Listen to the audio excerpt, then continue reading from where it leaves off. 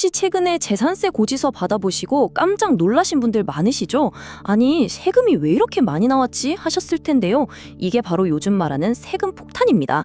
그래서 오늘 이 재산세가 도대체 왜 이렇게 올랐는지, 그리고 이게 우리에게 어떤 의미인지 딱 5분 만에 핵심만 쏙쏙 알려드릴게요. 아마 지금 서울에 집을 가진 분들이라면 다들 이 생각 하실 거예요. 아니, 내 재산세가 왜 이렇게 갑자기 뛰었지? 네, 바로 그 질문에 대한 답을 지금부터 하나씩 파헤쳐 보겠습니다. 이게 그냥 뭐 세금이 조금 조정된 수준이 아니에요. 많은 분들한테는 정말 재정적으로 큰 충격으로 다가오고 있거든요. 자, 이걸 한번 보세요. 무려 57.1%입니다. 압구정동에 있는 신현대 구차 아파트 얘기인데요. 와, 이게 어느 정도냐면 작년에 한 1,858만 원 정도 냈던 세금이 올해는 2,919만 원을 내야 한다는 뜻이에요. 거의 뭐 1,000만 원이 넘게 오른 거죠? 정말 어마어마하죠? 그리고 이 표를 보면 더 놀라운데요. 집을 여러 채 가진 분들은 부담이 정말 기하급수적으로 늘어납니다. 예를 들어서 음마 아파트랑 잠실 5단지 이렇게 2채를 가지면 세금이 34.5% 오르는데요. 여기에 아크로리버파크까지 3채를 가지게 되면 인상률이 무려 41.7%로 껑충 뛰어서 내야 할 세금이 거의 2억 원에 가까워져요. 아니, 그럼 이 세금은 대체 어떻게 계산하길래 이렇게까지 오르는 걸까요? 그 복잡해 보이는 계산 공식을 한번 쉽게 뜯어보겠습니다. 재산세 계산은 이렇게 4단계로 이루어져요. 모든 건 정부가 발표하는 공식 집값, 바로 공시가격에서 출발합니다. 여기에 공정시장 가액 비율이라는 걸 곱해서 세금을 매기는 기준금액, 즉 과세 표준을 만들고요. 마지막으로 여기에 정해진 세율을 적용하면 최종 세금이 딱 나오는 거죠. 그러니까 모든 문제의 시작은 바로 저 첫 번째 공시가격인 겁니다.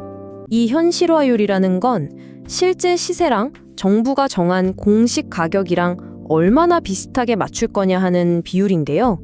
중요한 건 지금 이 비율이 69%로 묶여 있다는 거예요.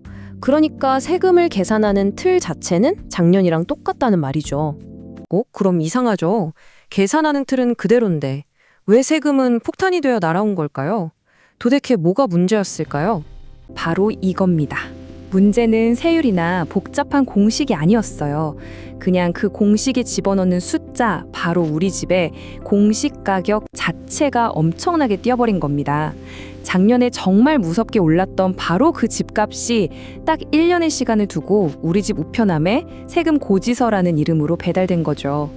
그리고 이 그래프를 보면 정말 양극화가 심각하다는 게 보입니다.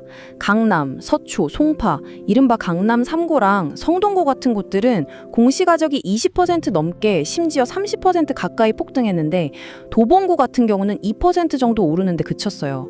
자산의 격차가 세금의 격차로 그대로 이어지고 있는 거죠. 그런데 이게 단순히 집 가진 사람들만의 문제로 끝나지가 않아요. 이 세금 폭탄은 시장 전체에 연쇄적으로 파동을 일으키고 있습니다. 종합부동산세, 즉 종부세 내는 사람이 자그마치 53.3%나 늘어났어요. 이게 무슨 말이냐면 예전에는 정말 비싼 집을 가진 일부 부자들만 내던 세금을 이제는 평범한 중산층까지도 내게 됐다는 뜻입니다. 세금 부담이 점점 넓어지고 있는 거죠. 그리고 여기서 더 큰 문제가 생깁니다. 전문가들은 한결같이 말해요. 집주인의 세금 부담이 늘어나면 그 부담은 결국 누구에게 갈까요? 네, 바로 세입자에게 고스란히 넘어간다는 겁니다. 이걸 조세의 전가라고 하죠.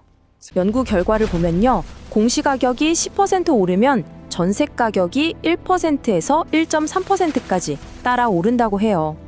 결국 집값을 잡으려고 세금을 올렸는데 그게 오히려 집 없는 세입자들의 전세 보증금만 올려주는 좀 아이러니한 상황이 벌어질 수 있다는 겁니다. 자, 그럼 이런 엄청난 세금 압박 속에서 앞으로 서울 부동산 시장은 과연 어떻게 흘러갈까요? 일단 이런 전망이 나와요. 세금 부담을 견디기 힘든 다주택자들이나 소득은 없는데 세금만 많이 내야 하는 은퇴자들이 집을 팔기 시작할 거라는 거죠. 이런 절세 매물이 시장에 나오면 과열된 시장이 좀 진정될 수 있지 않을까 하는 기대감도 있습니다. 바로 이 지점이 정부의 가장 큰 고민, 핵심 딜레마입니다. 집값을 안정시켜야 한다는 큰 목표가 있는데 그 방법으로 쓰는 세금 인상이 오히려 세입자들의 부담을 키우는 부작용을 낳을 수 있으니까요. 이 둘 사이에서 균형을 잡는 게 정말 어려운 숙제인 거죠. 그런데 이게 끝이 아닐 수도 있어요. 정부가 장기적으로는 아까 말씀드린 그 현실화율을 80%, 많게는 90%까지 올리는 걸 생각하고 있거든요. 만약 이게 현실이 되면 지금 우리가 겪고 있는 이 세금 부담은 어쩌면 시작에 불과할지도 모릅니다. 그래서 우리는 이 근본적인 질문을 던지게 됩니다. 과연 세금을 올리는 것이 부동산 시장을 안정시키는 진짜 해결책이 될 수 있을까요? 집값을 잡으려다 되려 서민들의 주거 불안만 더 키우는 건 아닐까요? 이 질문에 대한 답은 앞으로 시장이 어떻게 움직이는지를 지켜봐야 알 수 있을 것 같습니다.